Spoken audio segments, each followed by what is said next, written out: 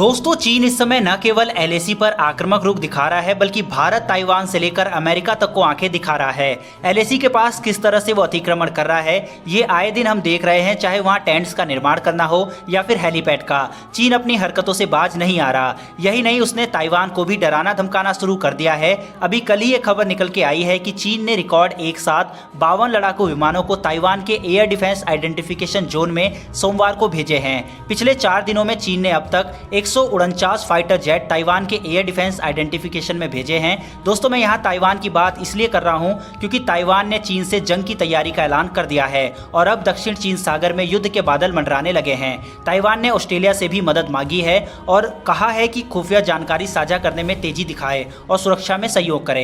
दोस्तों एक हफ्ते पहले चीन ने उत्तराखंड के बाराहुती गांव में भी घुसकर तोड़फोड़ की थी, लेकिन अब चीन की इन हरकतों को मुंहतोड़ जवाब देने का समय आ गया है और भारत ने चीन को साफ बता दिया है कि भारत को ताइवान समझने की गलती ना करें। दोस्तों आज भारत ने इस तरह का चक्रव्यूह सीमा पर रचा है जिससे चीन की सेना का बच निकलना बहुत ही मुश्किल है। आज चीन अपनी ही चाल में फंस चुका है और ये बात उसको अब समझ भी आ चुकी है। इसीलिए उसने एलएसी से ध्यान हटाने के लिए और भारत को डराने के लिए ताइवान पर आक्रामक रुख अपना रखा है और भारत से अब बातचीत करने को तरजीह दे रहा है। दोस्तों भारत के किस प्लान से चीन डरा हुआ है और वो क्यों अब पीछे हटने पर मजबूर हो सकता है ये मैं आपको आगे बताऊंगा। वहीं दोस्तों अब अमेरिका भी चीन के खिलाफ उतर गया है और अमेरिकी विदेश विभाग ने एक बयान जारी किया और कहा है कि हम बीजिंग से अनुरोध करते हैं कि वो ताइवान के खिलाफ सैन्य, कूटनीतिक और आर्थिक दबाव एवं बलपूर्वक कार्रवाई बंद करे। वहीं दोस्तों भारत ने चीन पर लगाम लगाने के लिए सबसे पहले सेना की भारी डिप्लॉयमेंट कर आर्टिलरी टैंक जिसमें हावित्जर टैंक और M777 तोप और कई ब्रह्मोस अग्नि जैसी मिसाइल को तैनात कर रखा है,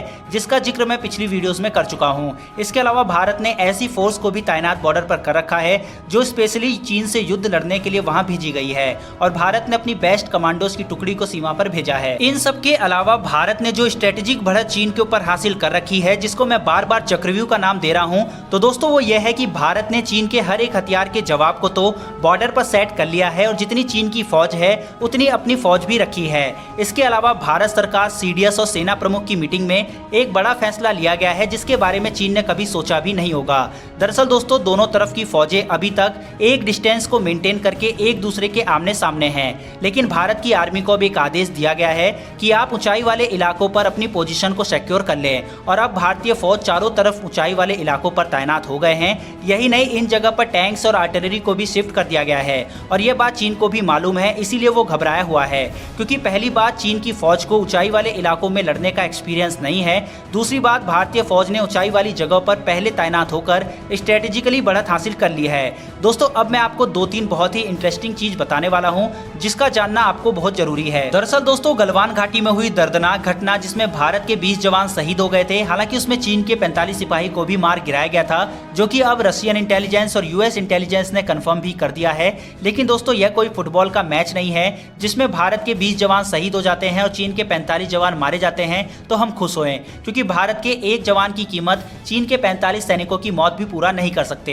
दोस्तों यही कारण है कि अब भारत की सरकार ने न केवल फौजियों को अपने ढंग से कार्रवाई करने की खुली छूट दी है, बल्कि स्पेशल फोर्स और कमांडोज की टुकड़ी को भी सीमा पर इस तरह की किसी घटना से निपटने के लिए तैनात किया है जिससे भारत के किसी भी सैनिकों की कैजुअलिटी ना हो पाए। दोस्तों यह इस वीडियो का लास्ट 1 मिनट है जिसमें हम समझेंगे कि आखिर क्यों जब से मोदी गवर्नमेंट आई है तब से एक के बाद एक चीन से विवाद और इस तरह की घटनाएं हो रही हैं और ये हमें जानना बहुत जरूरी है, क्योंकि चाहे वो डोकलाम विवाद हो या फिर गलवान घाटी की घटना या भी हाल फिलहाल की घटना, लेकिन ये सब क्यों हो रहा है जबकि इस सरकार से पहले बॉर्डर पर इस तरह की घटनाएं 1975 के बाद से कभी नहीं हुई थी। दोस्तों हमारा हमेशा एलओसी पर तो विवाद रहा है और वहां अक्सर गोलीबारी होती रहती थी और दोनों तरफ से कैजुअलिटी भी होती थी, लेकिन चीन से सटी सीमा पर 1975 के बाद से एक भी किसी भी तरफ से सैनिक नहीं मारा गया था, मगर ऐसा गलवान घाटी में हुआ।